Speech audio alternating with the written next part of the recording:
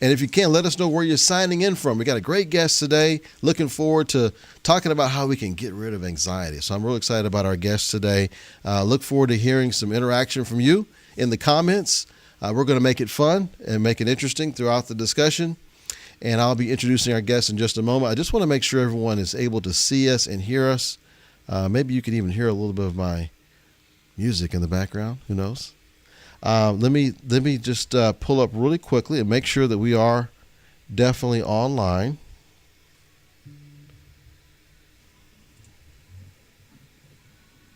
Okay, I'm pulling it up now. Let's see. Ooh, I got that live notification. I love it. Love seeing that. I think we are good to go. Okay, very good. I think we're live. Okay, wonderful. Well, listen, if you were expecting to hear and see how you can get your life back, right, getting rid of anxiety disorder, you are in the right place. We have our special guest, Miss Bibinaz Onsori. Welcome to the show. Hello, thank you so much. So happy to be here again. Yes, glad to have you. Thank you so much. And you know what? I just noticed something. I want to make sure I have your, how do you spell your last name? Onsori. See there? This is all about this. I just noticed this. This is, guys, this is live television. I'm so sorry. And I should have gotten that fixed. That's all me. That's all on me. But we're going to get that fixed. I'm not going to let this whole interview go with us having your name. With the wrong last name. There you go. See, we're going to get that fixed right away. See? We got it fixed. All right. Well, listen, welcome to the show, Bibi. It's always been a pleasure to have you on the show. You've been on. Thank you so much. Yeah, this is your third time. You've been on the Fun and Games Friday, and then we did another interview several months ago. So glad to have you back. Yes, I love being on the show. It's always so much fun. Awesome. Okay. Well, we got quite a few that are coming in already and announcing themselves. Let me go ahead and stop the music. Oh, it is stopped. Good. Music is already stopped. We've got several. Angela Kittle from Syracuse, New York. We have Emmanuel Mulampakis from London, UK. Oh, I used to live in London. Hello, welcome. Awesome. And we've got Roy Zimmerhansel. He says, hi, everybody. Roy from UK. Can see and hear you okay. Yes. Wonderful. Awesome. See, we got the new chat up now. It's a little bit clearer and easier for me to read the chat now than before. So excited about that as well. Okay. So let's get started, shall we? One of the first things I want to do, Bibi, is let's put a definition around what we mean when we say anxiety disorder, because there's a difference between me being a little bit anxious about me having this interview today, or maybe just being, anxious all the time and having a disorder. So give me a flavor in our audience. What do you mean by anxiety disorder? Yeah, so with the disorder is, when you feel really excessive and unrealistic worry. And so with that, you bring little or a lot of tension into your life, and it takes over you. It's that starts to be in control rather than you in control of the emotion. Like the little bit of anxiety, it's there for a little bit, and then let's say you get on stage, and it's almost gone right after. But like on an unrealistic one is, for example, when you have like a phobia or this obsessive fear of something that's not even happening, that's not even out there, but it is yours and you really believe it, and your days are based on that. And would you say that is something that is more and more prevalent this year than any other time? Or what are you noticing when you're interacting with clients? Yeah, I think this year it's really about the fear of unknown. And I think a lot of people, because the pandemic happened and lost their jobs and stuff like that. So obviously that's bringing on some kind of worry and fear, which I don't really think that's unrealistic, because something really crazy did happen. But for sure, this is now going to be maybe a root cause for many people to now obsess about the future continuously, because the pandemic happened, I lost my job, now I'm going to lose every job, or, start to bringing on that fear and worry for the future, which is not realistic. Just because something bad happens one time doesn't mean it's always going to happen. That's a great point. Yeah. And then there's certain sayings that kind of play into it, because like the sayings of like, when it rains, it pours, Yeah, it's like, it can happen sometimes, sure. But That's life. I always tell clients too, I said, the minute challenges stop in life is the minute you're dead, because life is challenges. So it's really how you deal with it. I love that. That's a great point. It reminds me of, I think it was Mark Victor Hansen. I was listening to one of his tapes one time, and he was talking about how this person was talking about how they had so many problems, so many problems. He says, you know what? I'm going to take you a place where that no one has problems. He says, really? He says, yeah. So he takes them, and he takes them to a graveyard. He says, see these people here? They don't have any problems. So it kind of helps to bring out your point about, yeah, Yeah. it's part of life. That's life. I mean, it's one challenge after the other. If, it's so interesting. I always thought, oh, okay, if my anxiety ends, it's like, that's it. I'm never going to have any more problems, no challenges. Yeah, okay, bye. I'm having challenges in my life still. Okay, it's not anxiety, but it's new stuff, other things I never thought they would be a challenge. So it doesn't stop. Exactly. Well, we got some more comments coming in here. Okay, so we've got several. Now we got Bill coming in from Toledo, Ohio. Hey, Bill. And Emmanuel says GAD, social anxiety, chronic or not? GAD. Social anxiety. I always think it is pretty chronic, because it will really make you stand in your own way in life. It stops you from reaching the next level in your career, creating good relationships. And the worst thing is you're kind of a prisoner in your own body. You overthink what you say. You overthink what you do. You just obsess about yourself, and you have so much self-doubt and fear of judgment. And it's a really bad place to be. Yeah. So let's talk about this. What are some ways that you would suggest if we find ourselves battling with this right now? What's one or two things that you would give us in terms of advice to start making our journey out of that, to start to get rid of some of that anxiety? I think one of my biggest advice is, with anxiety, whatever fear you have, that is not to be discounted. Sure, it is maybe not happening out there, but for you, it's happening and it is real. But then it's about how to deal with that fear the best that you can. And what happens with anxiety a lot of times, the problem is that the mind controls you rather than you controlling the mind. So your thoughts are running just as they wish. And I always make an example to my clients that it's like having the door of your house open. Anyone can come in, anyone can leave. You don't even see who they are. Do you know them? Do you not? They just come in and go as they wish. And people with anxiety, that's the problem. The mind has gotten to a place that the door is fully open. It's not selective, And so Right. it's really getting to a place of listening to your thoughts and watching what you think, and I've said it before, if you think negatively, catch yourself and turn it into a positive way. It's so much easier to go in front of the mirror and say, oh, I'm so fat and ugly today, and leave the house like that. So how are you going to feel? You're going to feel like, ugh, when you're out, you're going to feel so socially awkward, because that's the last thing you said to yourself. But what if you stop and say, okay, yeah, I've gained some weight right now, and I can work on that. I can lose some weight and it'll be fine. Well, leaving with that energy is a completely different story than the first one.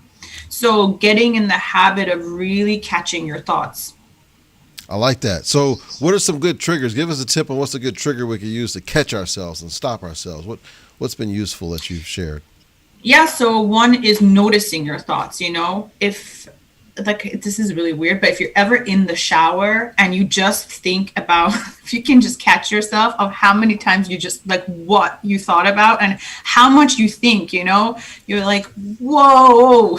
It's like, in the shower is one of those places that the mind is just like really going, and if you can notice one thought that was negative, and just right in that moment say, okay, I noticed that thought, that's the worst case scenario. How can I change that same thought right now in this moment to the best case scenario? It's practice. Before I had to do it probably 30 times a day. Now I have to catch myself maybe once every 3-4 months. Oh, wow. That's amazing. Okay, that's great. Yes, and it's a muscle that builds really fast. It's not like that you have to go to the gym and get a six-pack, that you have to kill yourself and go every day. And it's like, yes, you do have to catch yourself daily, but you get the results way faster.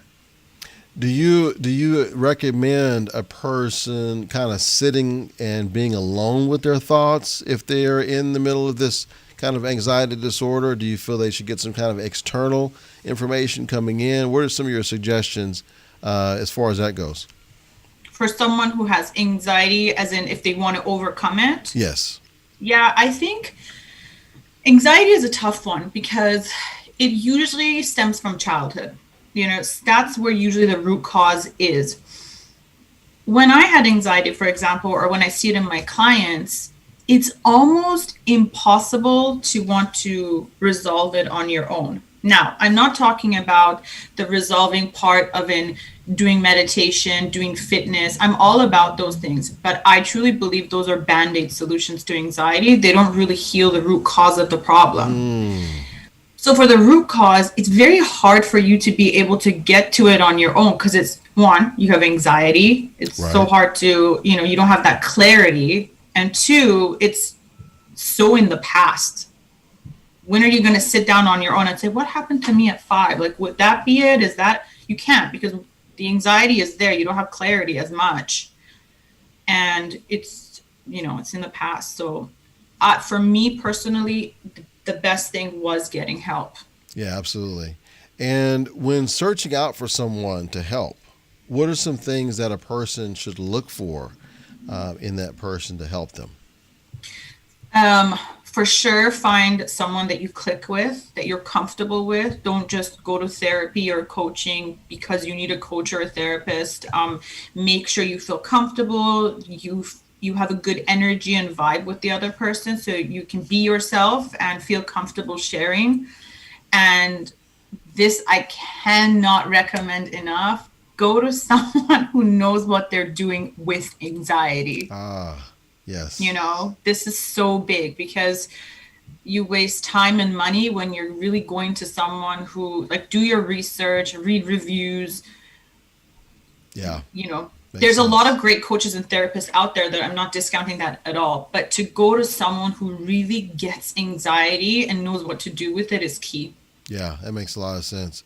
And I would say that most of us, if we have someone who we know that is suffering from anxiety, one of the first things we'll say is, "Oh, don't worry about that. It'll be fine." How helpful is that to someone who's suffering from anxiety? I'm curious. Is that something that's wrong to say or is it good to say? The things that when you're in anxiety or panic attacks or going through all of that, those words, they're nice to hear, but they don't really mean much because you're so in suffering of what's going on. I mean, so as I said it before, I had the phobia of getting cancer. So I had a really bad health anxiety, and my mom and family members would always be like, "Oh my God, you're fine. You don't have anything. What's wrong with you? Like, you're good," But for me, that was like real. For me, a headache was a brain tumor. And like, that was for me very real in that moment. I would actually get a panic attack because I'm like, "Oh my God, I'm dying." But, other people out there didn't get it. And I think it's really important to not have the expectation for people to really get it because unless they've gone through anxiety, they don't get it and they can't understand how nasty it can be. Yeah, it makes a lot of sense. We got a few little comments have come in here. Let me just make sure I recognize those. We have Heidi Zent. Hello from Michigan. Hi, Heidi. Hello. And let's see, we've got a comment coming in from Emmanuel. He says, he's telling me what I didn't know what GAD stood for. He says generalized anxiety disorder. Okay, thank you. You knew that, but I didn't know that. But thank you very much for explaining that, Manuel. Angela, she says, and I just missed her, PTSD, GAD, I startle easily, panic attacks. Mm-hmm. So startling easy, is that kind of a byproduct of anxiety disorder, or just kind of related? When you have 100%. Whatever your anxiety is based on, you can easily be shaken up. And that's the problem. If you don't take care of that anxiety in time, that will only get worse. I mean, mine was so bad that I had gotten so good, I would have silent anxiety attacks. I could be in a party and talking to you, and you wouldn't even know. And I would have a full-on anxiety attack inside. Wow. Right. But I had gotten really good at my anxiety, which is so scary in a way if you think about it. Yeah. You just reminded me of something. There was a comedic actor that was on SNL, and I remember his name was Jay Moore, and he talked about having a type of panic when he was about to go, on stage, and I think he said he felt like he was having a heart attack. I mean, it was just like crazy what he was having, but it was all stemming back towards his anxiety apparently. So this could actually affect and give you. It can start as a mental condition, but it can actually give you symptoms that feel like you're actually having a heart attack.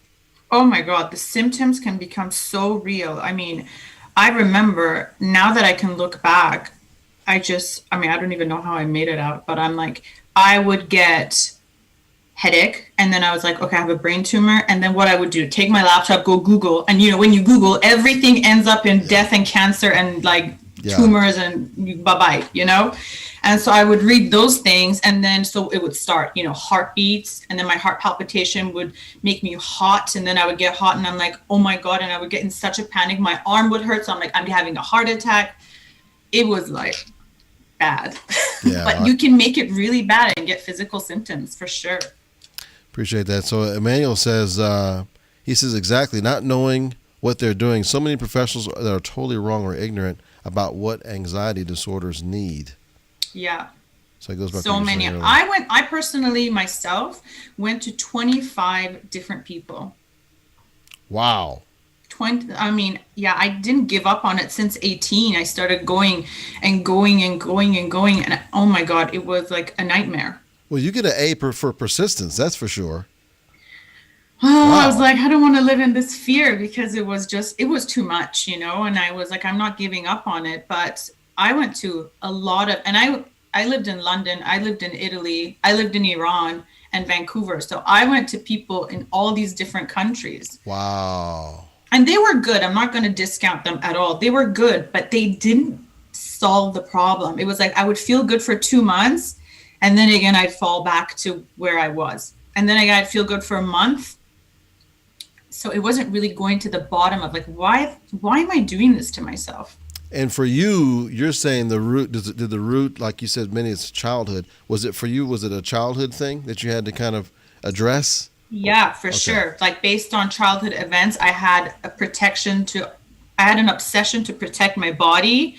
And so what happened also when I was 14, my aunt, who I loved dearly, she got cancer. And back then, cancer was much more, like it was very rare. It wasn't like now, like the common cold. If someone got cancer, you're like, oh my God, they got cancer. Like it was Right. just, you would hearing about it a little bit more and more. And so she got cancer and I just saw what this disease did to her. And then I already had created my obsession to protect my body. So I kind of put the two together. Okay, so now cancer is going to do that to my Yeah. body. And I have this obsession. So let's go. And it started my whole phobia. Yeah, it had to have been traumatic. And so until you addressed that you weren't able to fully get rid of your anxiety. Is that correct? No, Okay. for sure I would have had it now too. I promise you. If I didn't get to the root cause of why I'm doing what I'm doing, because, we're born empty and meaningless is what I always say. We're born like a blank canvas. And Yeah. then, what happens is you go through life and traumas and these things happen. Maybe you get bullied and all these things happen. And then this starts. But somewhere you decided that based on the events that have taken place in your life. So what I'm hearing is that number one, you made this decision that you knew you had to fix this, and that I'm no doubt created a lot of your persistence because you just wanted to make sure that you got this fixed. So those who have made that decision, hopefully they're like you and they don't give up. And number two, what I hear is that you were willing to address whatever it took to fix the problem. So if it had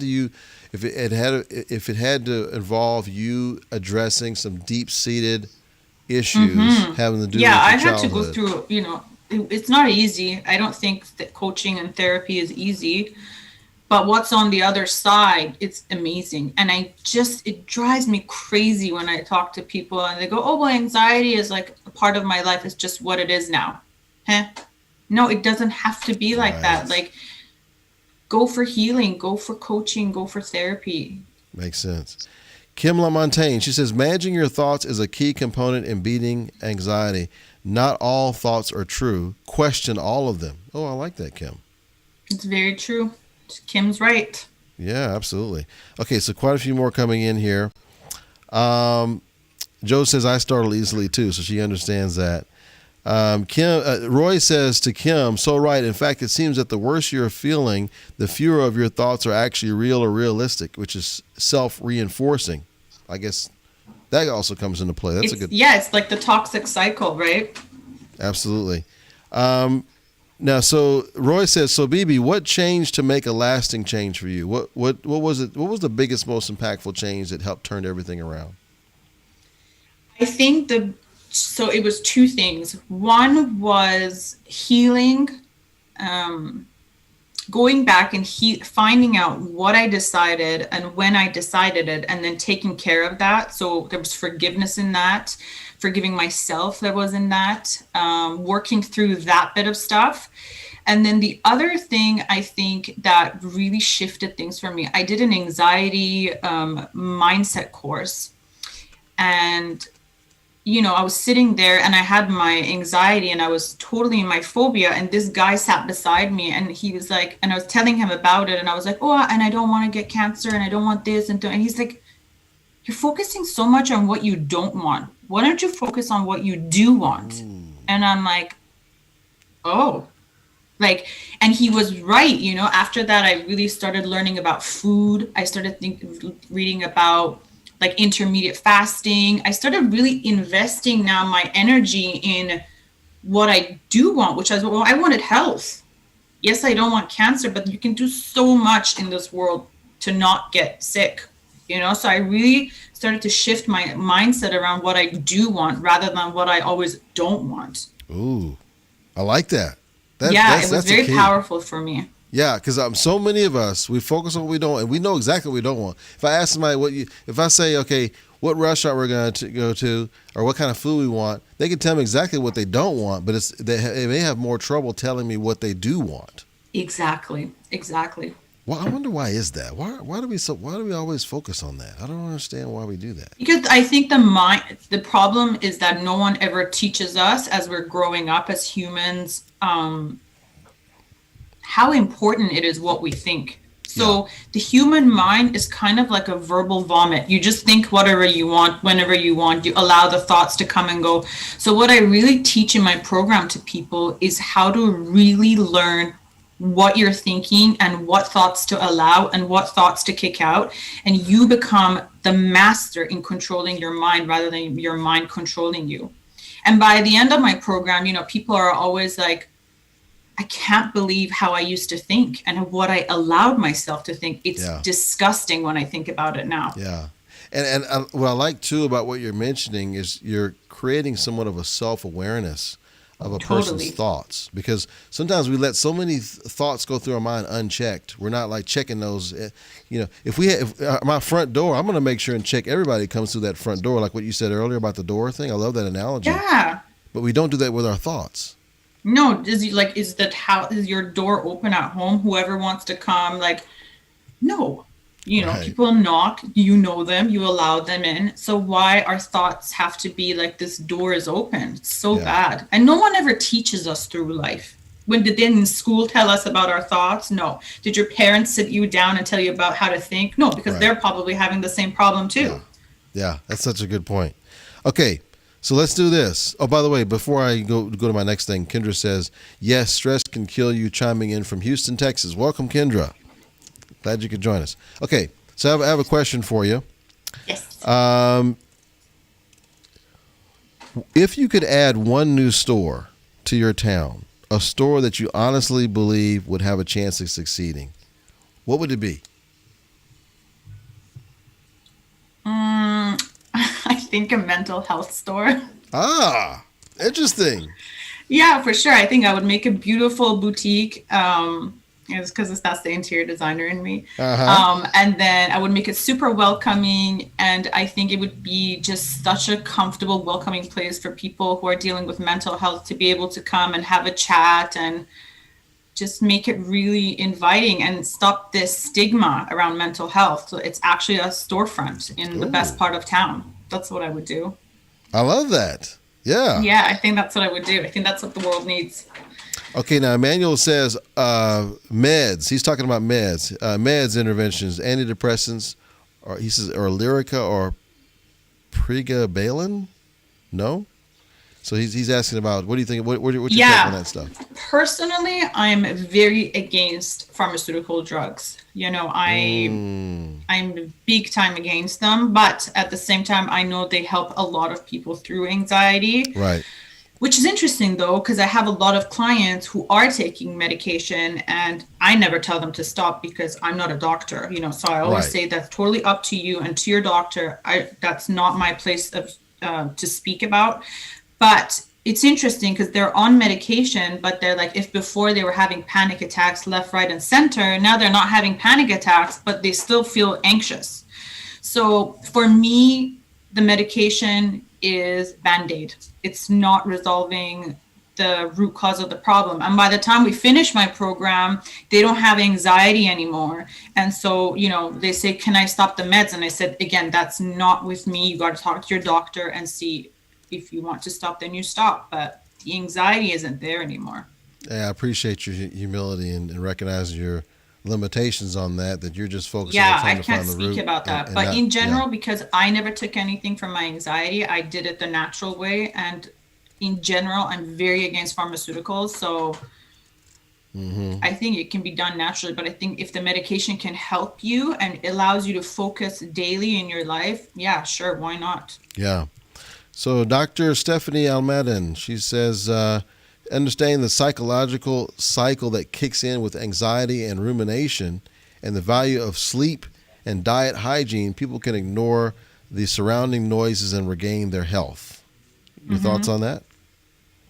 Yeah, I think diet is so important. I can't talk enough about that.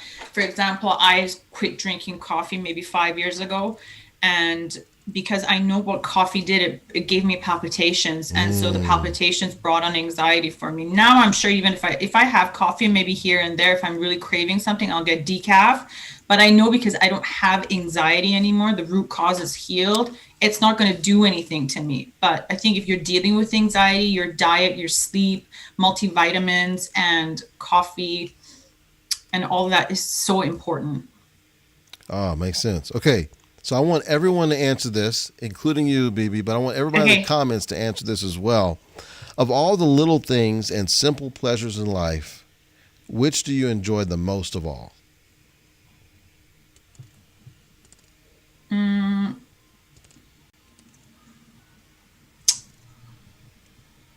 I think the biggest that I enjoy the most is helping others is my first. And second of all is food.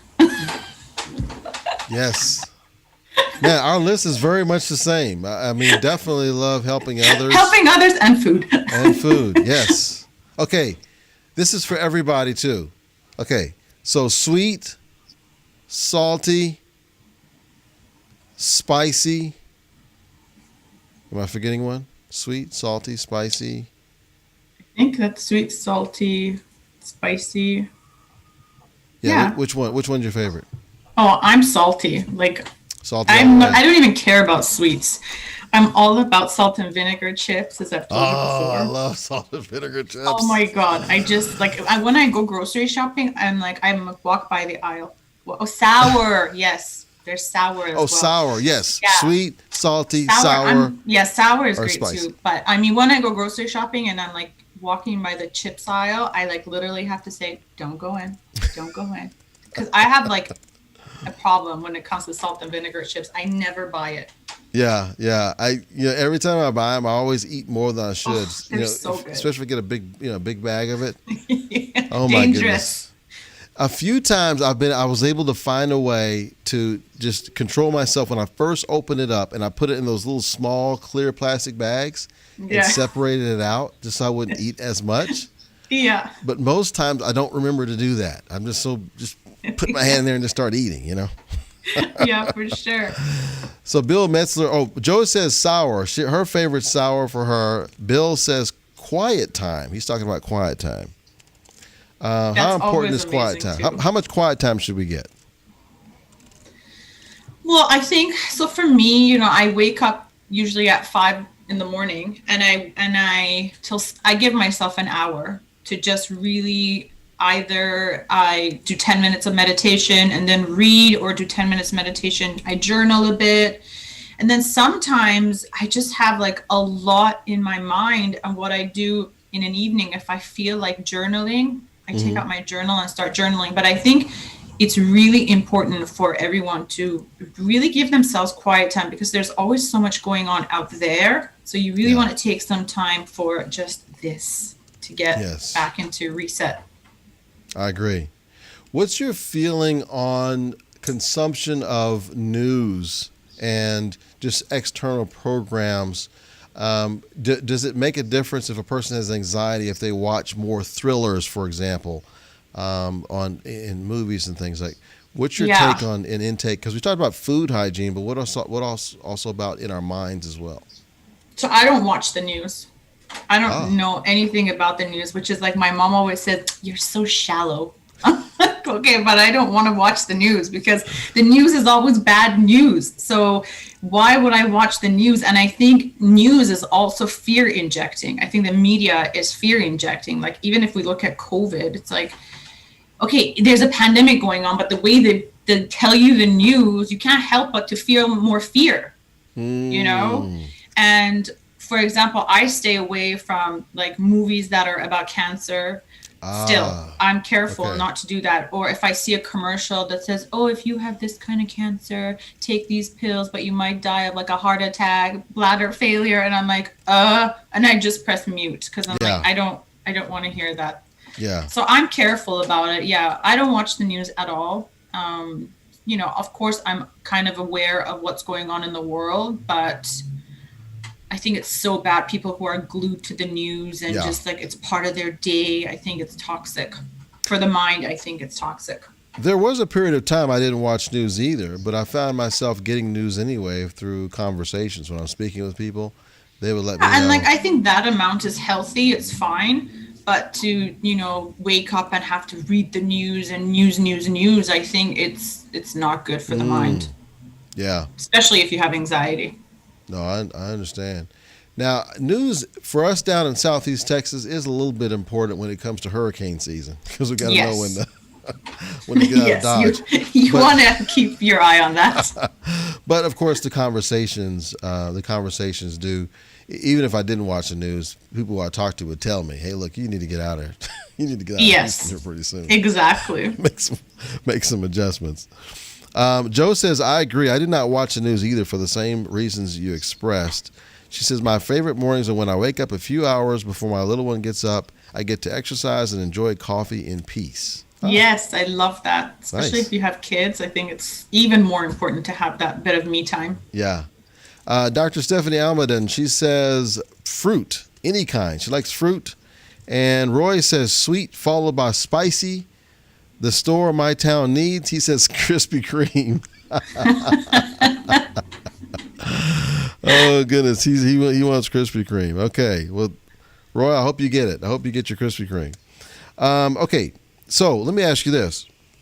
If there was a book right now you wanted to recommend, I remember last time you recommended a book. Maybe we could recommend a different one. That's my favorite book. I would recommend that over and over and over again. Tell us about that book. Go ahead and but if you want me to recommend something new, I can. Nope. I want you to tell me about that one. Tell me about it. I love it. The last one that I love? The one that you wanted to recommend that you always like to recommend. Which one is that? The Untethered Soul. Ah, yes. Who's that by again? Michael A. Singer. Okay, tell us about that book. What's the premise behind it?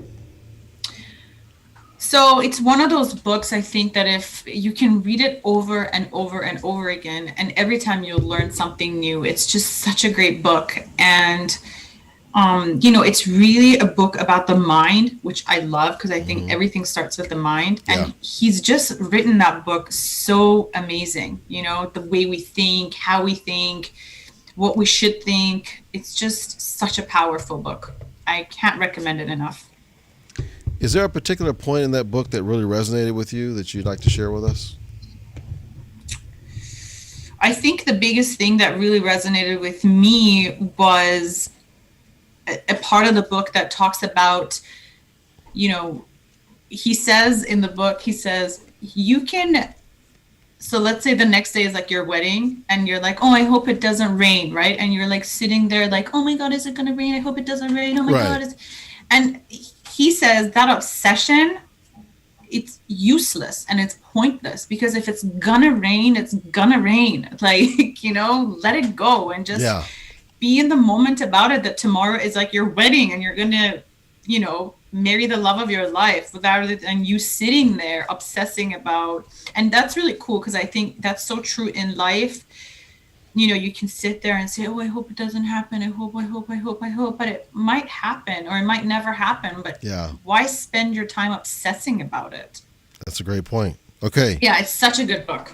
So I've got a question for you. This is a I have or I've never question. You ready? Yes. Okay. So in the comments, I want you guys to answer this. First of all, once I want you to answer it for BB, if you think she has or she's never. But then I also want you to answer for yourself if you have or you've never, okay? So this is our never have I ever question. Never have I ever eaten from someone's plate when they weren't looking. So don't answer yet. Don't tell us yet, baby. We want to give them an opportunity I want them to guess and see if they're going to guess whether you have or you've never eaten from someone's plate while they weren't looking. And you in the comments, let us know. Have you or have you never? I'm trying to think, have I ever done that? Yes, I have, actually, multiple times. Multiple times. And my wife is the one who I've done it to many times. Yeah.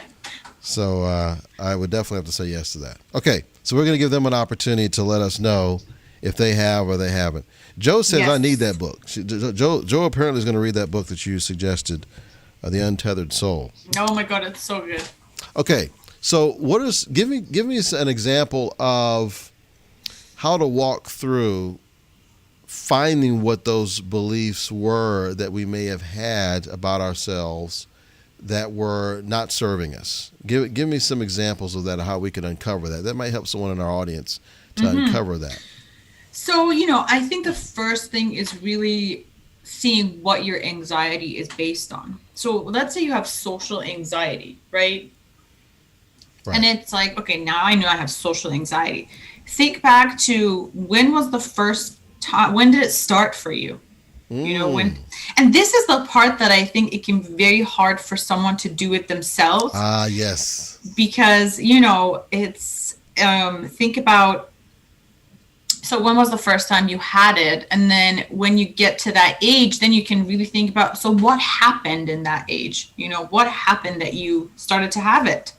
What did you decide? You know, I was in school and then, you know, someone like pushed me and then I fell down and everyone laughed at me. So I decided like, I'm someone that's going to be pushed around and to be laughed at my whole life. It really works like that. Like I do deep trance work with people so we can actually go back in the subconscious mind. But it's really like that. You know, they tell me like, I'm 5, I'm here, this is what's happening. And, you know, and this is what I decided. And so this is, I think, what you can try to do on your own. I don't know if it will always work, but that's what I would recommend for sure. Yeah. So the biggest thing is if you can get a coach, because it's going to be difficult to walk through some of those things on your own. Let's see. I want to make sure I catch some of these comments here. Okay, so Dr. I caught that one already. Okay, good. Just want to make sure I'm not missing it. Okay, so Dr. Stephanie Almaden says never to both ways. She doesn't think you've ever done it, and she hasn't done it either. Kendra says she has, and I do. She said, my legends, her sons like this. Okay, and then Bill says, I think she has, and I have taken from other person's plates also. Roy says, I think BB has, but not often. I do. Serves them right for leaving fries or donuts unwatched. I love that. That's funny. Okay. That's so good. So go ahead and put us out of our suspense here. Go ahead and let us know. Have you or have you never eaten from someone's plate when they weren't looking? Okay, so I haven't, at this as long as I know, but I am 100% sure I did when I was 5 or 6 because I was always hungry and wanting to eat more. So I'm sure I grabbed stuff from my mom's plate, no doubt. So in your adult life, never, but perhaps as a kid, you did. I'm sure I have as a kid. No, now I have never, but I have no doubts I have as a kid. I'm sure if I would ask her, she'd be like, yes, you did. All the time. So what's the main reason why you don't do it now? Give me the, like, what goes through your mind? Like, ooh, I would never do that, or I don't never do that. Why? I don't know. Wouldn't it be rude? I said like to be. I don't know. What If if they're someone like did it to family? me, I'd be like, don't touch my plate. What if it's like family though? What's that? What if it's like family? Like, I don't know, your siblings or your parents or your life partner, spouse. I would. I always find my own plates are more exciting though. Oh, really? But no, maybe I would. Yeah. I think sometimes I actually. I just never have. Yeah, sometimes with my wife and I, sometimes the other person's plate looks more inviting. Sometimes I'll be eating something and my wife will take some. Sometimes while I'm not looking. Oh, for sure, I would do it to my sister. I never have, but I would for sure. Right. Anyway, yeah. So, and some people do have no problem sharing food with other people that aren't even in their same household. Now, obviously during COVID, I'm like, less that's of that. not COVID friendly anymore. But before back in the day, that would have been okay. Yeah. Before that, I think it was done quite often. I didn't. Yeah. I was raised where, I don't know, once I got to a certain age, I didn't even eat after my parents anymore. I don't know if that's weird or not, but I just didn't eat after anybody else or drink after anybody else. But then as I got into adulthood and then I got married, that's when I went, okay, now we can share. But yeah. I wasn't like sharing with my buddies, my food. Yeah. So I wonder if that's a childhood thing. In the comments, let me know. Do you share food with other adults? Pre-COVID, we're talking about pre-COVID here. Did you share food with other adults when you're just kind of like having a meal and you guys all have your own plates? Are you like eating out of each other's plates? Is that acceptable in your world? I'm curious. I'd like to know that. Yeah. Joe says, I actually wait for my husband to order his plate so that I can decide on what I want to eat. He thinks I have a problem. Laugh out loud. I hate to order something and then crave what he is having. Interesting. Yeah. Having FOMO about the plate. That's good. Yeah. I think we all do sometimes. Yeah, exactly. Okay. So are you ready for a famous would you rather question? Yes. And let's see, where is it? Where'd it go? Oh my gosh. Where are my would you rather questions? Oh, here we go. Well, no, I thought I had them. Okay. Oh, here it is. Sorry, guys. Okay, here we go. All right, so here we go. This is for you in the comments as well, okay? I want everybody to answer this on Would You Rather. All right. Would you rather... this is tough. Would you rather live wearing wet jeans for 6 months or have a cold drop of water drip down your back every 30 seconds for a year? That's rough. So one choice is, would you rather live wearing wet jeans for 6 months or have a drop of water, a cold drop of water, drip down your back every 30 seconds for a year? Oh my God, they're both so bad. I know those are bad. Sorry. In the comments, I want to hear what would you go with. And tell me why. Don't just tell me which one, but tell me why. Why would you go with a certain one? Let me know in the comments while BB thinks about that. Yeah, BB is thinking about that because I'm like, ick. I hope they're not giving. Hopefully, I'm not giving anyone an anxiety. Okay, these are totally hypothetical situations. Yeah, exactly. Don't bring on the anxiety with that. Just a question. Yeah. So which one you lean towards? I choose. I mean, okay, a drop of cold water for the whole year every 30 seconds. That's annoying. That's really annoying. But then, like 6 months of wearing cold jeans, wouldn't you like? Well, it just didn't say cold. Die of kidney failure. It just said wet jeans. It didn't say cold. No, it's wet though. Ew. Yeah, and of course it depends a lot where you live too. I would imagine. Right, I'm in Vancouver. I'd like freeze to death. I feel like. Also, that means you would only. Oh, I'm going with the wet jeans because that means you would have to get the cold water even while you're sleeping for a whole year. Ooh. Every 30 seconds. I'm picking the jeans. Ooh, yeah, I think I'm with you on that one. I'll take the jeans too. I'm picking jeans. Yeah, and I'm gonna make sure and get in front of a heater or something that's blowing on my jeans to make it feel kind of warm. Yeah, there's more hope with that rather than sleeping every 30 seconds, a drop of cold water going your back. Yeah, that's a tough one. Okay, I'm gonna give you a little bit easier one than that one. Okay, would you rather, if your life depended on victory, would you rather have to run a 100-yard race against a 6th grader or against an 11-year-old dog? By the way, while you're thinking about that, Dr. Stephanie Almaden says wet jeans for a while gives a hot look while cooling you down. Dripping water for a year is such a waste. Yes, So I agree. Conservation. Very good, Dr. Stephanie Almaden. Very good. She's thinking exactly. I love that. The ecological effect. Okay, so if your life depended on it, would you, and you had to have a victory, would you run against would you run a 100-yard race against a 6th grader or against an 11-year-old dog?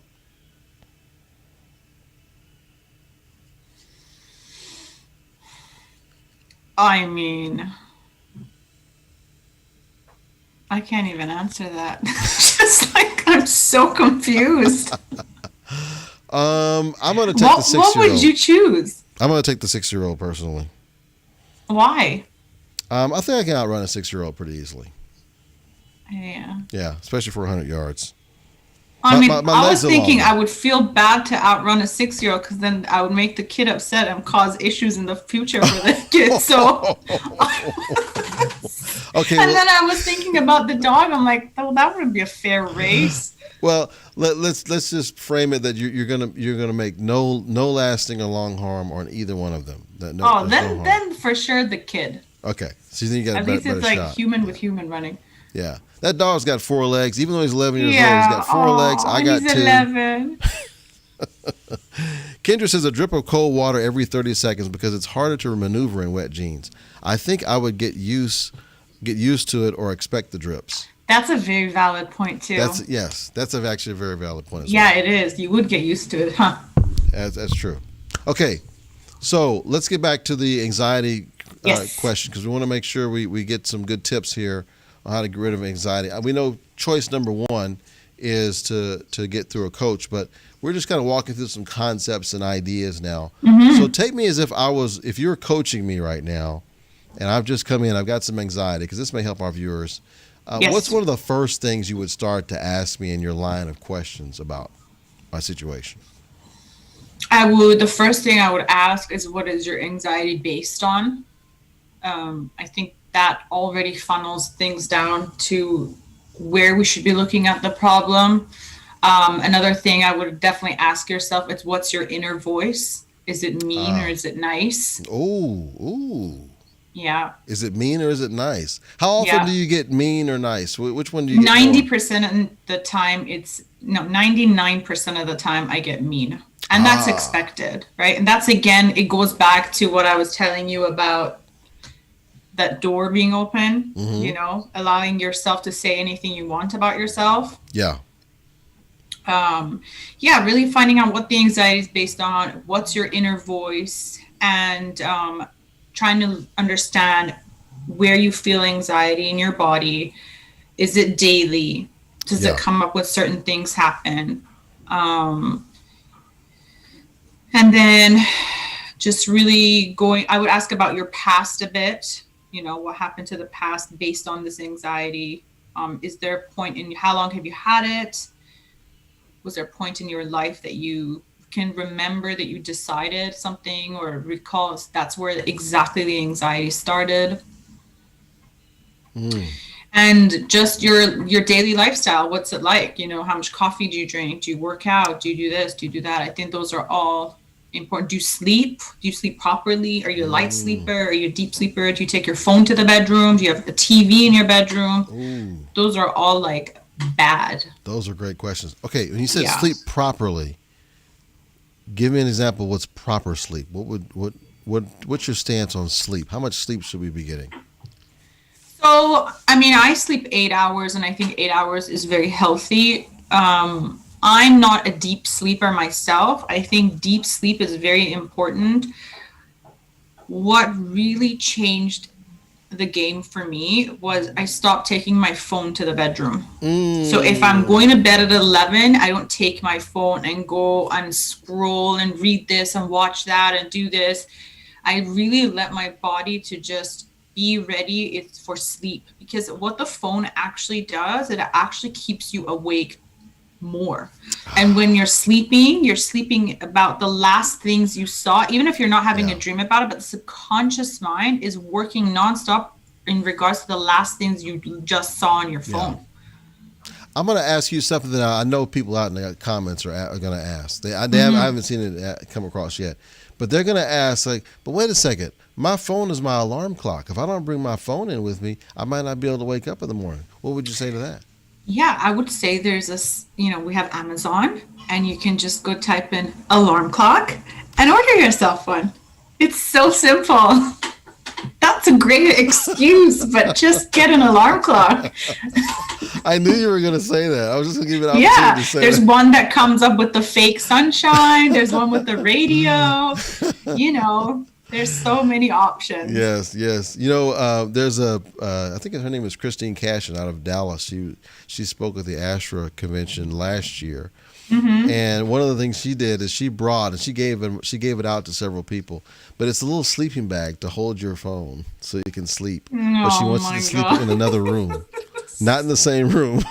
Okay, yeah, I'm like, great way to feed into the addiction more. No, sleeping bag outside. Exactly. So it's just like she was kind of saying the same thing you are, but you don't sleep with your phone. Just go put it somewhere. Don't have it in your bedroom. Go put it in your leave it out there. It stays out there in the morning. And the other really bad thing is waking up in the morning and the first thing is like the phone, and it's like your brain is so fresh when you wake up, and you're gonna take your phone and feed it with all your notifications. Like, such a waste. Boy, I tell you, you're right on it with that. So let's see, Dr. Stephanie Almaden, she says against a sixth grader, because it'll make the sixth grader feel good beating me, and it would be a lot of laughs. Well, I like that. Yeah. Yeah. Now she said sixth grader, but it's actually 6-year-old. But a sixth grader is going to be more formed. I don't know. I might have a tough time against some sixth graders, being as I'm almost 50 years old, and the sixth graders only be like what? Let's see, sixth graders going to be like 11 years old. Yeah. I don't know. I might have a tougher time against a sixth grader, but technically it is 6-year-old, guys. Okay, Joe says, are there any cases when someone can have anxiety without knowing the cause? Interesting. Yes, you might not know the cause yourself, but there's for sure a root cause why it is. So again, I think that's why, especially in a case like that, it would just be good to talk to someone and get to the bottom of, because anxiety is always like something is going on inside that your thoughts are feeding something, and then that sends a pulse up, the trigger, and then it's like, there we go. Now you're in anxiety mode, right? Yeah. So it's like getting to the bottom. It's like, what is that fear? And it's always fear-based, I find, fear or phobia-based, that is sending that pulse up. Even if you don't know it, it's there because you're doing it. So it's somewhere in there. So basically what you're telling me is, if I don't know the cause of it, I just haven't done enough of the work yet to figure it out. Yes. And I probably need a coach to help me do through that. But yeah, and I don't think it's about you not doing. Sometimes you can't. You don't know because you decided it at such a young age. Yes. Okay. You can't figure it out. You know. So I might not be able to figure it out at all on my own, and I have to somehow seek some outside help to figure it out. Yeah. Okay. Yeah. Makes sense. Noelle says, wet jeans. I don't want to be woken up all night long either, BB. Yeah, no, I agree. Bill says that's so important not to take that phone with you to bed. So he agrees with you. Noelle says, love that idea. Not taking the phone to the room. I have an old school alarm, close with noisemaker. Laugh out loud. She's got an alarm. Time to take it out. Put it beside your bed. There we go. Kick the phone out. Same with TVs in the bedroom. You know, TV is so bad That's in true. the bedroom. Yeah, Oh. we don't have And TV in some our people bedroom. are now used to sleeping with the TV on. That's Okay, but here's a problem though. I'm seeing, and I've actually done it. Is even though we don't have a TV in the bedroom, sometimes we'll take the iPad to the bedroom. You maybe watch a movie or something like that. yeah. I mean, when people do my program, I don't allow screens during the time they're doing my program. I say it's a Screens. no screen program No in the screens. bedroom whatsoever. They're like, oh, Yeah. but my husband or my wife. And I said, tell them they got to, you know, if they want you to heal, they got to just jump on board and they'll thank me later and they'll thank you later. Yeah. Okay, so no screens while on your program. I like that. That's No. good. Okay, so Bill. Yes, born with anxiety. Yes. Bill, Talk about all the that. way. Yes. Yes. I love that. That's a great point. Is that something you remind your clients of often? Well, yeah, because sometimes I talk to people and they say, oh, anxiety is in my families, it's genetic. And, you know, I'm not a doctor. I don't know the genes and all those details of the brain. I'm not saying that, okay? But I mean, how come then everyone I work with, they can heal? And how come I can heal? So maybe it's not genetic. Maybe it's the family members just didn't do the work, Yeah. you know? Yeah. And now you grew up in the same household, so you learned anxiety. Anxiety was a common thing in the household. And we're like sponges when we're little, right? Yeah. And so if you work through it, you can get rid of it. It could be the culture and the habit of the household to worry Exactly. and to have anxiety. And so Right. that's all Like the one of person my knows. best friends, she grew up in the house that everyone had anxiety. And so, you know, she grew up super anxious. And I always told her, I said, yes, because you grew up in that household. And in that household, anxiety was a huge topic. Yeah. So for you, you automatically took that on. But now she doesn't have anxiety anymore, you know? There you go. So there is hope. So those of you who are watching, There is hope. I yeah. just really, you know, commit yourself to healing. Yeah, absolutely. So we heard lots of things that aren't necessarily surprising, but they all make sense.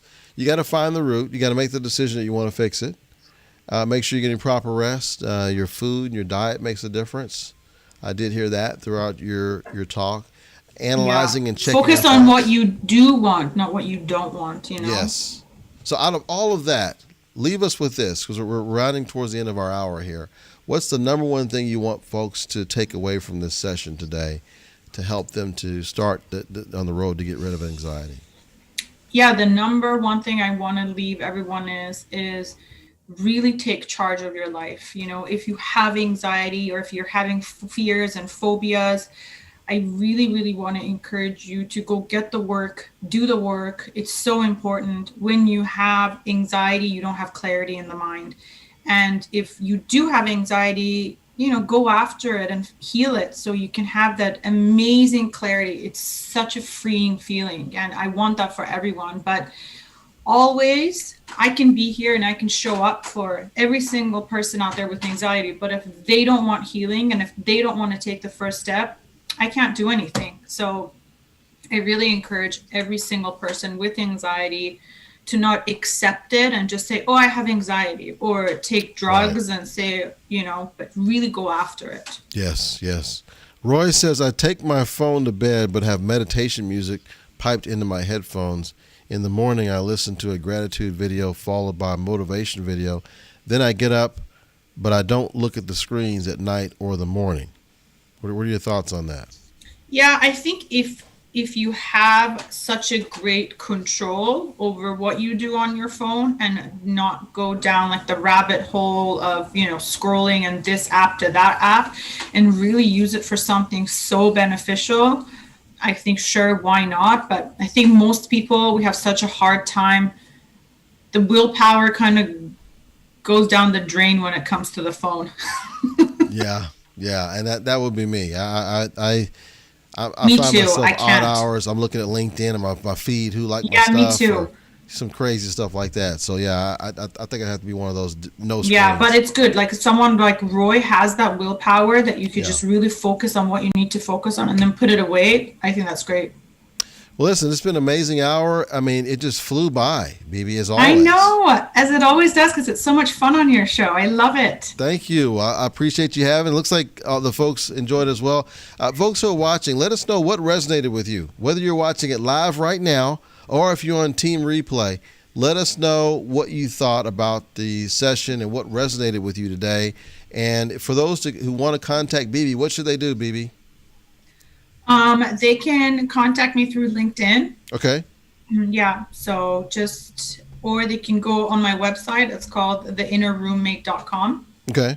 And we've got you tagged in here, so you can just click on BB's link there, and you can connect with her right through LinkedIn, or you can go to her website. I'll ask Jo. She'll put it in the comments here. Thanks everyone for joining us. And if they email me, they can just put maybe Rollis, and then we can do a 15-minute consultation if that's what they need.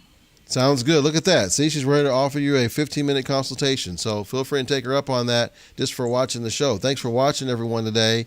Thank you. Yeah. Come back and see us tomorrow. Let's say bye to everybody. Bye. Bye. Okay, stay on for just a second. We're going to do a couple of poses. Okay.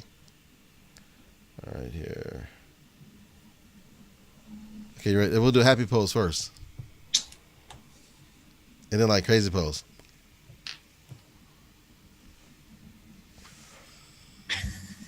Okay, very good.